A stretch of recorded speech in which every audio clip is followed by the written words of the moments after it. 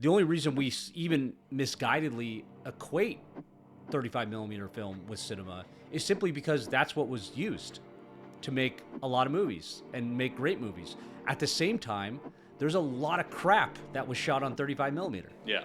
that looks like crap.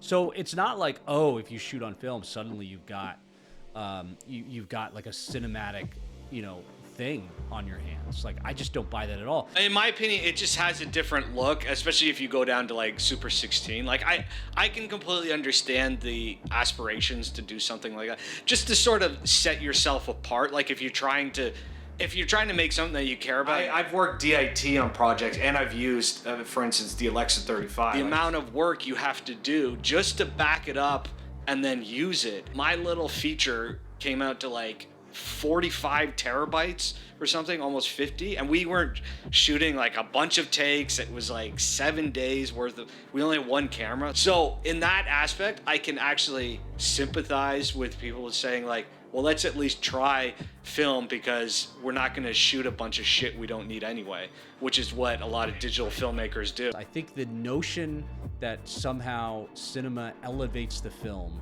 is a privileged position that very few people get to experience, and audiences do not care. If we had figured out digital way sooner, then The Godfather would have been shot digitally, and it would have been still great. The format doesn't make it good. A lot of people years ago were making the argument for 6K, 8K resolution. I don't think resolution helps you. I think it actually hurts you, because now you've got these enormous file sizes that you have to deal with.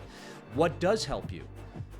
Low light sensitivity, higher ISOs. Unless you are literally the most disciplined director of all time, who is still somehow doing a really small project, and you have just really great actors. Shorts are one thing, but if we're talking specifically features, and you're financing your own feature and using 16 mil, you got to be so disciplined, so rehearsed, so planned out of what you need, that every frame is utilized properly, and you, like you said, you don't waste money, because otherwise you're gonna need every dime you can get on a small independent project, especially for post, because that's where most of the money disappears once it's time for that.